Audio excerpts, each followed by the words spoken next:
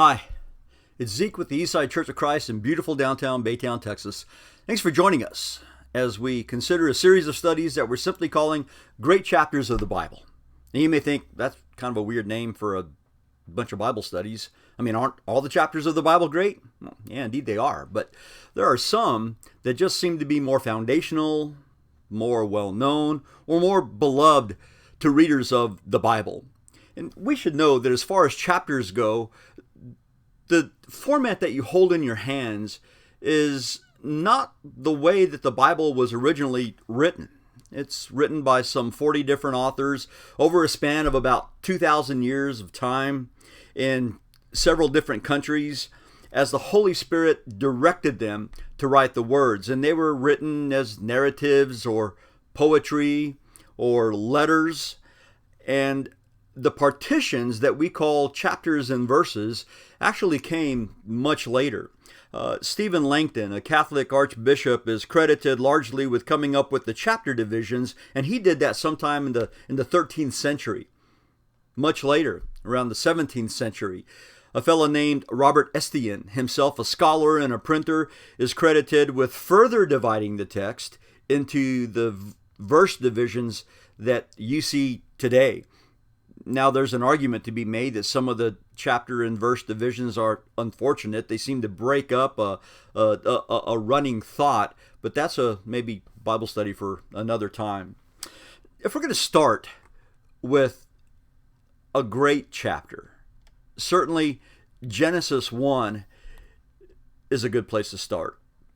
Genesis means the beginning, and it truly is the beginning of everything. We see in it the beginning of time, the beginning of all creation, the beginning of humankind, and the beginning of the things that humankind does. We see the first love and the first murder. We see the first sin. And we see also the beginning of God's unfurling of his great plan to redeem mankind from sin's fallen state. So if Genesis is the foundational chapter, then certainly Genesis 1 verse 1 would be the foundational verse. Genesis 1 verse 1 says, "In the beginning, God created the heavens and the earth." One man said this. He says, if a person really believes Genesis 1 verse 1, then he won't find anything difficult to believe about the rest of the things that are recorded in the Bible. So foundational is this short verse that it's important that we see not only its power, but also its truthfulness. Now, it's a very simple assertion that Genesis 1:1 makes. It simply assumes that God is, and that he is outside of his creation. Further, the very words of this verse preempt any false ideas about God, and the plain assertion of Genesis 1:1 refutes several world philosophies that prevail even to this day. What are some of those philosophies? Well, of course, one of them is atheism. The idea that there is no God, because Genesis 1:1 firmly mentions God in a very powerful way. Then there's the other side of atheism, which is polytheism, the idea that there are a multiplicity of gods, many gods, all kinds of gods. But of course, Genesis 1:1 mentions one God. What about pantheism? The idea that God is in everything. He is in all nature. Everything is God. Trees, rivers, plants, stars, everything is God. Really what pantheism is a deification of nature. But Genesis 1 verse 1 asserts that God is separate, that he is above his creation, that he's not part of it. He is the one who establishes it. Pardon me.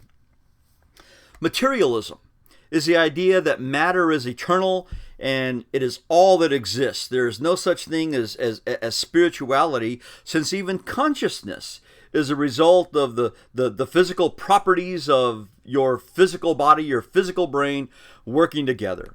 Well, Genesis 1:1 tells us plainly that matter had a beginning. Matter was created by God. Matter is not eternal. It was made, and made by a powerful creator. The idea of dualism. that there are two powers, good and evil, that are constantly battling or at work, and all that we see is a result of those two powers working interactively or against one another. Well, Genesis 1:1 tells us that there is one power. Now, one power is God. And while the Bible accounts for evil, it never places it at the same level as God. In fact, the Bible tells us that there is one who is good, and that is God. Humanism is the idea that man himself is the ultimate reality. There is nothing higher, nothing more noble than man.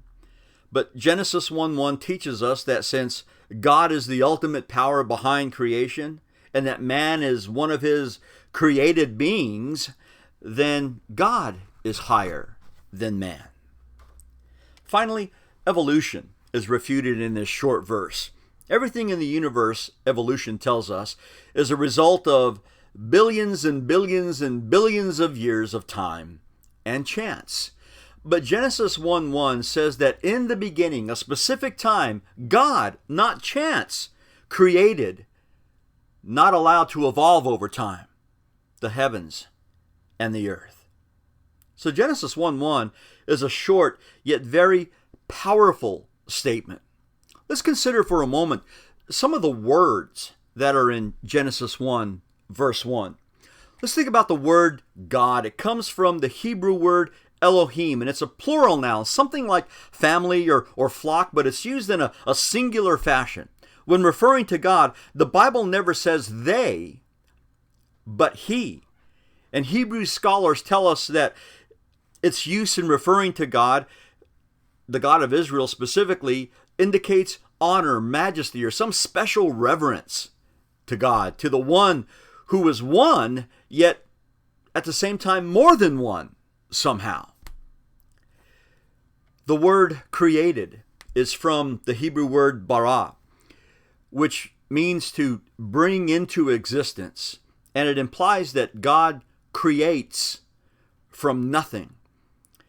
In every usage of this Hebrew word in the Old Testament, God is the subject. It is never man who baras. It is always God who creates. So throughout Genesis, and indeed the whole Bible, the term maintains our focus on the power of God as he creates, the one who is the autonomous creator. In fact, all the words of Genesis 1:1, let's read it again. In the beginning, God created the heavens and the earth. This verse brings together space, time, and matter to show how God, from nothing, fashioned all that exists in the physical realm. So the very first words of Genesis concisely describe to us the bringing forth of all the building blocks of the universe, all the space, time, and matter elements as God willed them. So let's think about this creation of God. We're going to see that every day of creation has some relation to what is created later, what some have termed forming and filling. On one day, God formed a specific aspect of the earth or the universe, and later on filled that aspect. For instance, day one seems to be preliminary for the refining lights that were created later on day 4. And while the parallels are not exactly precise, they help us to affirm the deliberate and purposeful way in which God went about creating his creation. And so let's read. Let's read in our Bibles about day 1 and day 4. I'm going to be reading from Genesis 1, beginning in verse 2. It says, "The earth was formless and void, and darkness was over the surface of the deep, and the Spirit of God was moving over the surface of the waters. Then God said, 'Let there be light,' and there was light. And God saw that the light was good, and God separated the light from the darkness. And God called the light day, and the darkness he called night. And there was evening, and there was morning, one day." Now let's skip down to verse 14 and read about day 4. On day 4, we're told that God said, "Let there be lights in the expanse of the heavens to separate the day from the night, and let them be for signs and for seasons and for days and years, and let them be for lights in the expanse of the heavens to give light on the earth." And it was so. And God made the 2 great lights, the greater light to govern the day, and the lesser light to govern the night. He made the stars also, and God placed them in the expanse of the heavens to give light on the earth, to govern the day and the night, and to separate the light from the darkness. And God saw that it was good. And there was evening and there was morning, a 4th day. My Webster's New Collegiate Dictionary says that the universe is a systematic whole held to arise by and persist through the direct intervention of divine power. And what the Bible takes just a few verses to describe to us or to proclaim to us, science has deliberated for thousands of years about how this works. The universe is a vast, vast place, the wonders of which we've only barely begun to discover. This is a photo of what is called the Hubble Extreme Deep Field. What this is a series of photographs that was taken over a series of days by NASA by the Hubble telescope in 2012, and it's actually a more precise rendering of images that were taken before, that came to us before, that were called the Hubble Deep Field images. That was in the late 90s. What it shows us is an astounding array of galaxies, some 5,500 plus, just in one little tiny corner of the universe. And within each galaxy is an untold number of stars. Consider our own Milky Way galaxy. This is an image from the European Space Agency, and of course we can't get outside of our galaxy to take a picture of it, so an artist's rendering is the best that we can do concerning what our own galaxy looks like. But as we think about the universe as a whole, this image that we saw earlier, this is just a tiny slice of a universe that is just estimated to be some 20 billion light years across. A light year is the distance that light covers in 1 year, traveling at a speed of 186,000 miles per second. So you start doing some calculation as to what a light year is and how many 20 billion light years might be, and pretty soon you're covered in figures that just make your head swim. It boggles the mind to think of the vastness, the sheer immensity of the universe in which we live. And our own solar system is considered to be about 150,000 to 200,000 light years across. But I want you to consider for a moment how God has positioned everything in impeccable order. We live in an area of our galaxy that is called the inhabitable zone, a very specific place in our galaxy that scientists tell us apparently was meant to produce and sustain life. And in that little dinky, inky, tiny corner of our galaxy is our sun, our nearest star.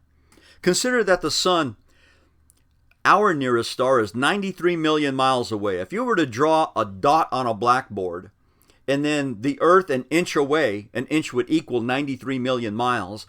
If you were to draw the Earth and the sun an inch away from each other, and then dot the next nearest star, that blackboard would have to be 4.5 miles long.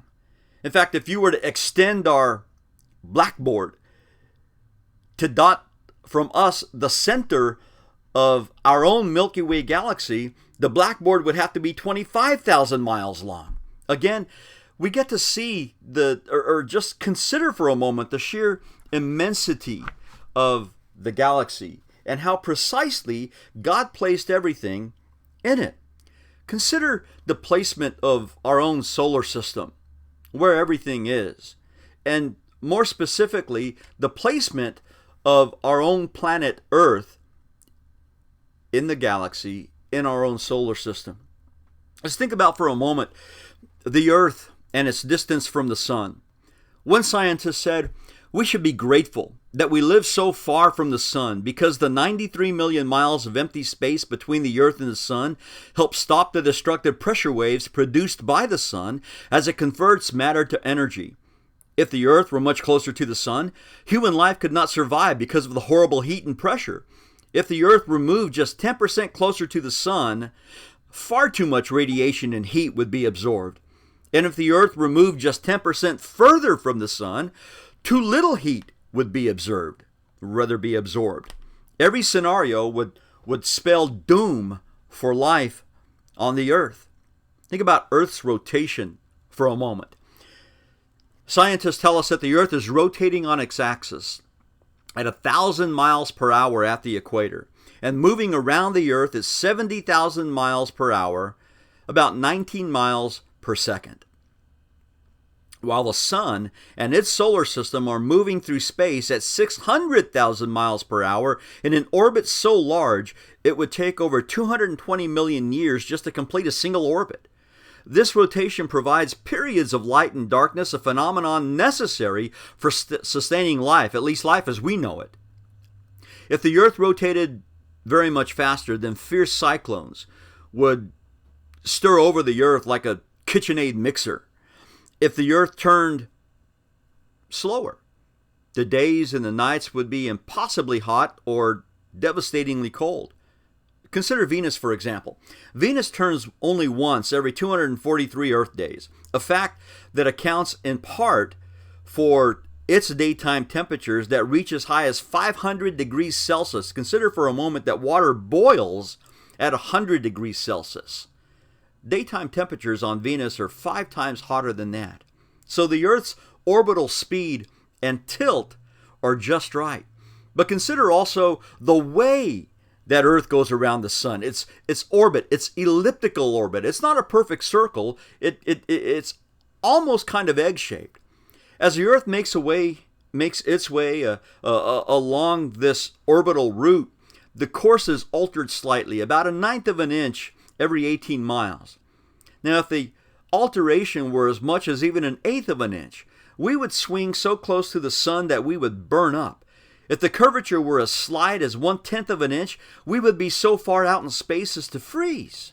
So we see the privileged placement and how God placed the light and everything to work just so to create and then to maintain life on this privileged planet. In fact, if you get the opportunity, visit the website theprivilegedplanet.com. You can view a documentary of just these things that we're talking about. And of course, the internet has many, many good websites that you can look into the ideas, or not the ideas, but the certainty of creation and how God did it in just such a way, as we've been saying, to create and maintain life. One of those is the Creation Research Institute.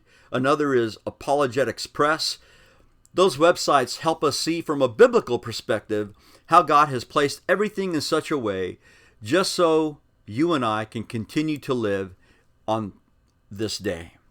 Now let's continue reading about the creation back in Genesis. Let's read now about days 2 and how it was filled on day 5. We're going to begin reading in Genesis chapter 1, now from verse 6. Genesis 1, verse 6. Then God said, "Let there be an expanse in the midst of the waters, and let it separate the waters from the waters." God made the expanse and separated the waters which were below the expanse from the waters which were above the expanse. And it was so. And God called the expanse heaven. And there was evening, and there was morning, a second day. Now read with me beginning in verse 20. Then God said, this is day 5, "Let the waters teem with swarms of living creatures, and let birds fly from the earth in the open expanse of the heavens." God created the great sea monsters and every living creature that moves, with which the waters swarmed after their kind, and every winged bird after its kind, and God saw that it was good. And God blessed them and said, "Be fruitful and multiply, and fill the waters in the seas, and let birds multiply on the earth." And there was evening, and there was morning, a fifth day. So we saw the forming on day 2 of the waters and the skies, and then the filling of the waters and the skies on day 5. And there's something interesting that I don't want us to miss here. We see where we're told in verse 21 that God had so ordered that those creatures that filled the skies and the seas would come forth after its kind. Now that's a very specific word. After its kind refutes the idea of macroevolution, the idea that there are changes from one species to another, one kind to another. Now, I believe that there are what we can call microevolution, changes within species or within kinds, but they never become another kind. The kind of macroevolution that we see highlighted in Darwinianism, for example, is specifically refuted by the words that we had just read. God put, as we read, limits on the waters and prepared the sky, and then he filled them with birds and with marine life, all to propagate after themselves. Let's read about day 3 and day 6. Begin with me in verse 9 of Genesis 1. Then God said, "Let the waters below the heavens be gathered into one place, and let the dry land appear." And it was so. And God called the dry land earth, and the gathering of the waters he called seas, and God saw that it was good. Then God said, "Let the earth sprout vegetation, plants yielding seed, and fruit trees on the earth bearing fruit after their kind, and seed with them." And it was so. The earth brought forth vegetation, plants yielding seed after their kind, and trees bearing fruit with seed in them after their kind. And God saw that it was good. And there was evening, and there was morning, a third day. Now read with me beginning in verse 24, considering the 6th day. Genesis 1 verse 24. Then God said, "Let the earth bring forth living creatures after their kind, cattle and creeping things and beasts of the earth after their kind." And it was so. God made the beasts of the earth after their kind, and the cattle after their kind, and everything that creeps on the ground after its kind. And God saw that it was good. There are a couple things I want to just point out here very quickly. We see again and again and again, as we stated before, that these things brought forth others after their kind. So again, over and over again, we see the refutation in the Bible concerning the idea of macroevolution or Darwinism. But we also see this progression. We see inanimate creation, environment, and then vegetated life, and then animal life, and then, as we'll see in a little while, man himself. Everything in its time, and everything according to a purposeful creation by the God who brought it all to be.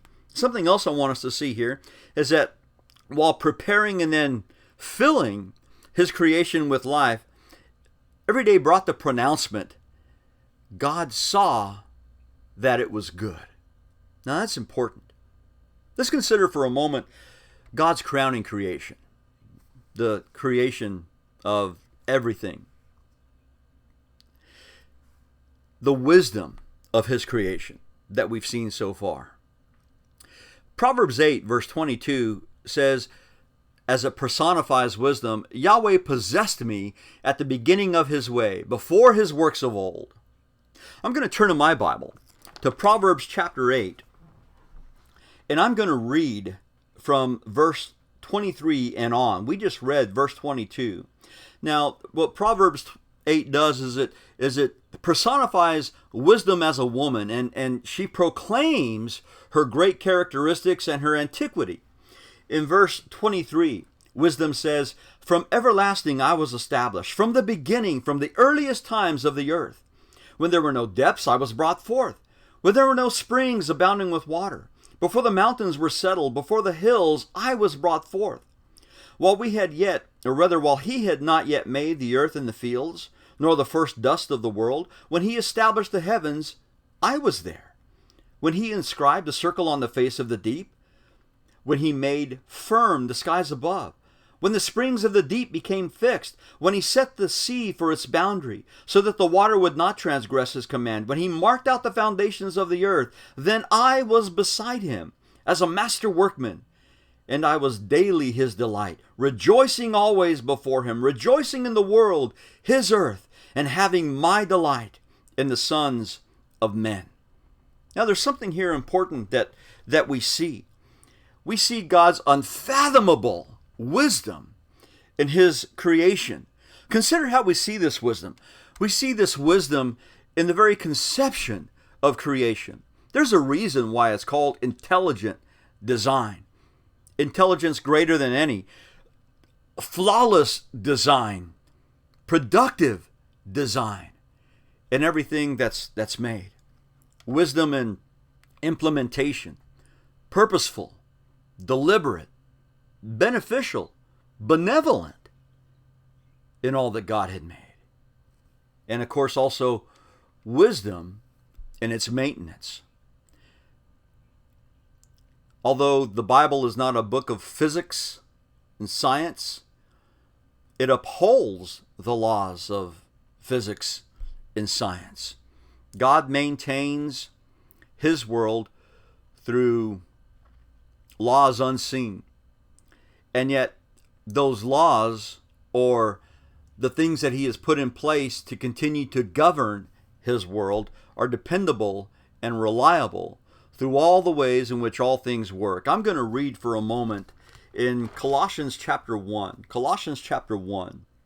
In Colossians 1, in verse 16, it refers to Jesus. Jesus, our Creator. And says, "For by him all things were created, both in the heavens and on earth, visible and invisible, whether thrones or dominions or rulers or authorities, all things have been created through him and for him, and he is before all things, and in him all things hold together." Before zeroing in on the idea of authority and how that holds all things together, verses 16 and 17 of Colossians 1 gives us a bird's eye view of everything. It says the heavens and the earth, and how Jesus is the force, or rather his authority is that which holds all those things together. Now we call it physics. But within physics, or at least outside of physics maybe, is the idea of an authoritative something that makes it work to our maintenance. I think that's wonderful. Let's go back to Genesis chapter 1. Genesis chapter 1. And let's talk for a moment about God's crowning creation, the creation of man. Read with me if you will. We're going to begin in Genesis 1, beginning in verse 26. It says, "Then God said, let us make man in our image." Now we'll stop there for just a moment. Remember, back we talked about the word Elohim, the word there for God, and how it's a kind of a plural noun. Well, here, God is speaking to us, the others in the Godhead. We just read from Colossians 1, verses 16 and 17 that tell us that Jesus is our Creator, because by him all things were created, and through him all things hold together. So apparently Jesus, or rather God here, the Father, is speaking to the Son and perhaps the Spirit as well, as they consider how to do their next great creative act. God said, "Let us make man in our image, according to our likeness, and let them rule over the fish of the seas, and over the birds of the sky, and over the cattle, and over all the earth, and over every creeping thing that creeps on the earth." God created man in his own image. In the image of God, he created him. Male and female, he created them. And God blessed them and said to them, "Be fruitful and multiply, and fill the earth, and subdue it, and rule over the fish of the sea, and over the birds of the sky, and over every living thing that moves on the earth." Then God said, "Behold, I have given you every plant yielding seed that is on the surface of the earth, and every tree which has fruit yielding seed, and it shall be food for you. And to every beast of the earth, and to every bird of the sky, and to every thing that moves on the earth, which is life, I have given every green plant for food. And it was so. As amazing as all the life forms are that we have already seen in God's creative power, none of his amazing life forms possess what he bestowed on man. Notice what's told to us. We are created in God's image. Verse 26 says, let us create or make man in our image according to our likeness. Now, what is this image? Scholars have debated about its exact meaning for centuries. But I'd like to suggest that at least one part of it means that man was meant to be the bearer of God's image. We are meant to be his image bearers, kind of like his representatives on earth. And that's kind of how the words are used to describe Jesus himself. In Colossians 1 and verse 15, we began in verse 16, but verse 15 tells us concerning Jesus that he is the image of the invisible God, the firstborn of all creation. In Hebrews 1 and verse 3, we're told that he is the radiance of his glory and the exact representation of his nature, and upholds all things by the word of his power. And maybe that has something to do with how we are made in God's image. We are made to represent God as his human family on this earth. Consider also what it says back here in Genesis chapter 1, that man has been given dominion over all of God's creation. And that makes sense because we are God's representatives or God's image bearers, that we rule over God's creation. Consider also how in verse 28, God commanded that we be fruitful and multiply. Verse 28 says that God blessed them, and God said to them, be fruitful and multiply and fill the earth and subdue it. Humanity was created in two sexes purposefully to fill the earth. So we see sex and thus procreation are seen as part of God's good, later on he'll call it very good, creation. And finally, I want you to notice how God has provided for his creation. In verse 29, God said, behold, I have given you every plant yielding seed that is on the surface of all the earth, and every tree which has fruit yielding seed, it shall be food for you. And then verse 30 tells us how he also gave plants for food to the animals. Now, as yet, God had not given him meat. That happens later on in the pages of Genesis, and I'm so glad he does. I like a good salad once in a while, but I love meat, and I'm glad that God gave that to us. But let's not miss the point.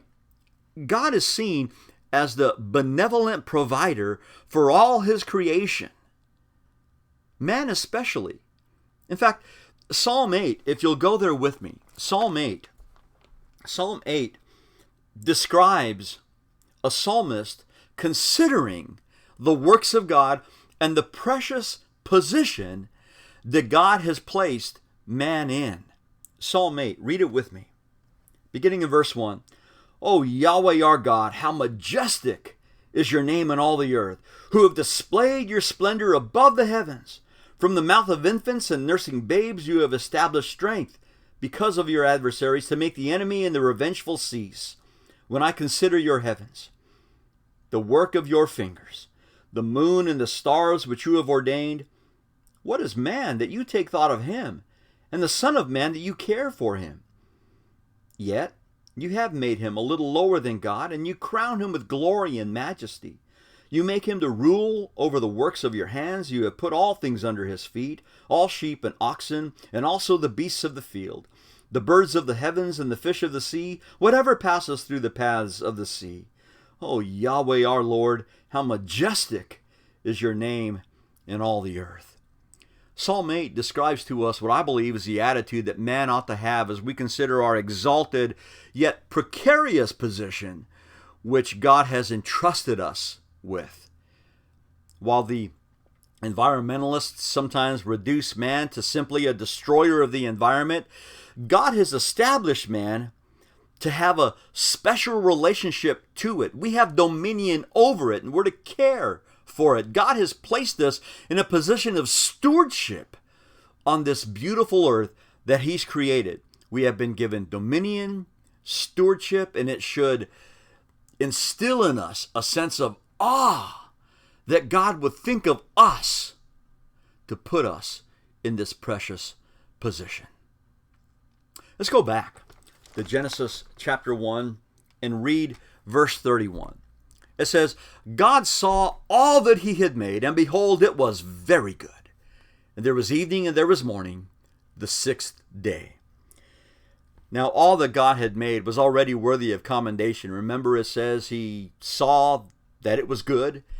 Well, finally, when He's done with His creative action, He looks and He says it was very good.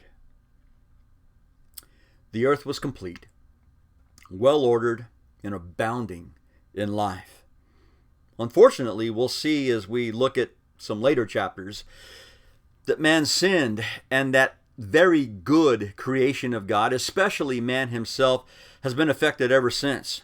But God anticipated this, and He had a plan already in place to return man to the paradise that was lost and to restore the fellowship that man had marred in his sin. And so from here on, we'll see how the Bible unfurls the story of God's recreation that finally and fully takes place in and through His Son, Jesus. Well, thanks for joining us in this first of the great chapters of the Bible. I hope it's going to instill in you a deeper desire to look further into this wonderful chapter that we've only begun to skim the surface of. I hope that you'll see how foundational and especially how truthful this chapter, Genesis 1, is, and how from here on out, if we can believe Genesis 1, then we can believe all the rest of God's Word contained in His book, the Bible. Thanks for joining us. We appreciate it. Hope to see you again for another study in great chapters of the Bible. God bless you.